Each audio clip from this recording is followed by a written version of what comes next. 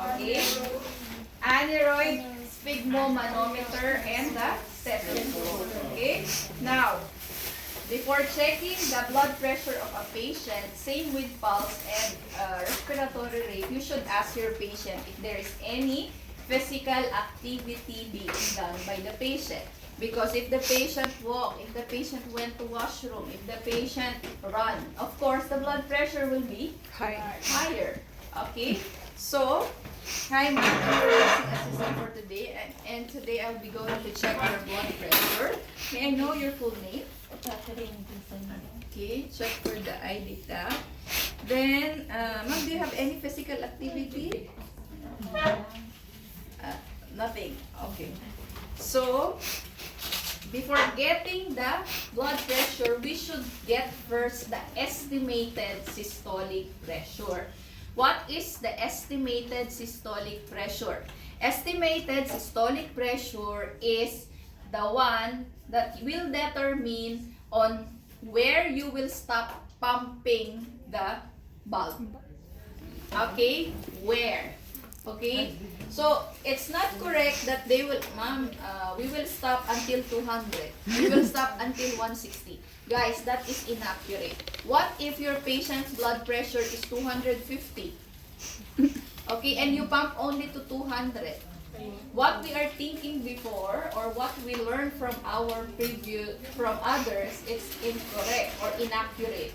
To get the estimated systolic pressure, okay, make sure first, okay, after checking if the patient have physical activities, make sure that the patient is standing in an upright position. Okay, the back is leaning on the chair properly. The legs is not crossed. Okay, then the hand that will be used should be at the level of the heart. Why? Because if it's lower or higher, the result would be inaccurate. Okay, it should be level of the heart. Then we should fold this one. Okay. Paano yan ka mahirap? We should fold this one. Okay, we should fold this one which is not so tight. Okay, which is why? Because if it's too much tight, it will cause inaccurate result. Okay? Now, for getting the estimated systolic pressure, guys, we will not use the stethoscope. What we are going to use is only the sphygmomanometer. Okay? Sphygmo. Okay, how we will put the sphygmo, you will see a mark. Artery is here or a mark that you should put on the brachial artery. Here is the brachial artery. Okay, how you will put it? Just put 2 to 3 fingers. Above that, you can put the stethoscope. Okay, in the line here, it should be 2 to 3 fingers above. Okay, this is the antecubital fossa, the line. Okay, so put 2 fingers above that, you can put your cuff. Okay, like this. Up.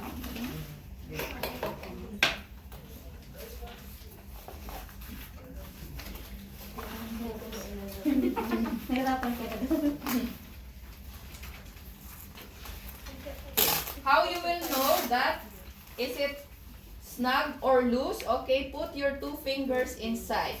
Okay, if it's loose, okay, make it tight. Not too tight, not too loose.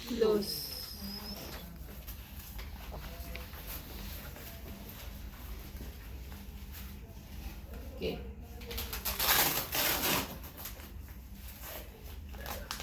Okay, so we are in the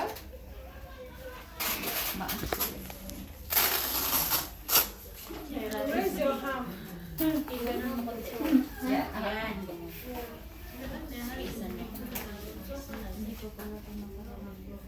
Okay, yeah, 2 to 3 fingers.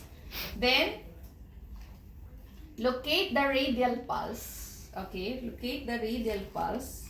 Make sure that the one is pointed to 0. Okay, then this is the bulb, this is the valve.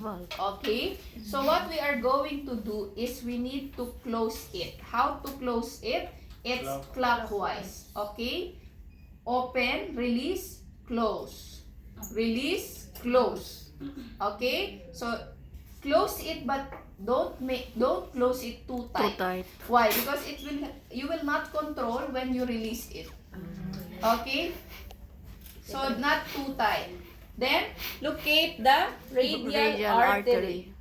Okay, then you will feel the radial artery. Then pump it until you will not appreciate the pulse. Pump it until you will not appreciate the pulse. Okay? No longer feel the pulse. Until you will not feel the pulse. Pump it. Taas yan.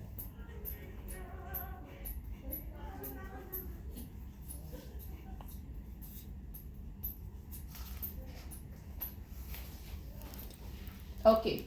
So I did not feel the pulse until 120. Okay. Release.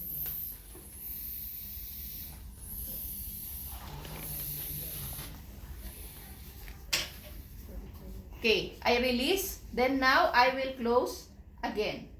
So now it stopped to this one, the pulse stopped until 120. Okay. So 120, what you will add? 30 30 mmHg. 120 plus 30 is 150. So you will pump until 150. 150. You got me? Yes, ma'am. Always add 30. Then now I'll be using my stethoscope. Before using my stethoscope, I need to clean it again with alcohol wipes. swab. Okay? Then I put on my ears. Then I will put The diaphragm. on the brachial artery. Okay? Make sure that the stethoscope or the diaphragm is not touching the cuff. Why? Because if it's touching the cuff, if you are pumping it, you will hear this one also. So don't touch that one. Like this. Where is the brachial artery? Okay? Brachial artery is here. You feel your brachial artery. Okay? Then Sa finger side. close and then pump until 150. Don't pump it too much that you are so angry with the patient. Okay? Pump it slowly. Okay? Slowly. If you see 0 to 20, 20 to 40, 40 to 60. Okay? So, you should pump it slowly. Like this only. Some people patient will become this one will burst. Okay. Now I will pump it.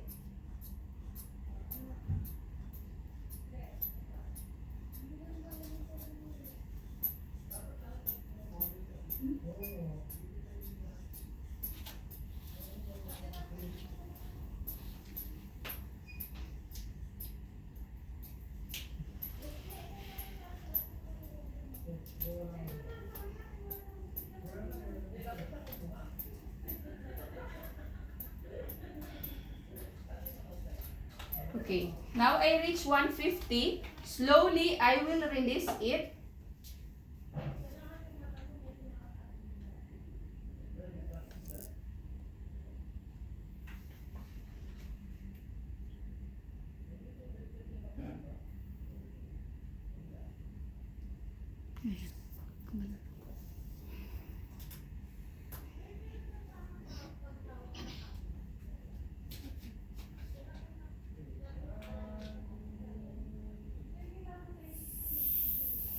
Okay, how will I get the blood pressure, the systolic and the diastolic? The first sound that you heard, tapping sound when you release, that is 140. Okay, and then the time that you did not hear the sound, that is the diastolic. Okay? So your blood pressure, ma'am, is 140/90. High Okay? blood. I will repeat. The first tapping sound is the sound that you hear first. The first tapping sound. Tick, tick, tick, tick. The first. Okay? Where it points, that is your systolic. Then, First and the last. the last sound, the sound wherein you cannot hear the sound, that is your diastolic. The sound stopped at 90. Okay, so that is the diastolic. Okay? The one you are, if others teach you the last sound that you heard is diastolic, that is wrong. Why? Because what do you mean by diastolic?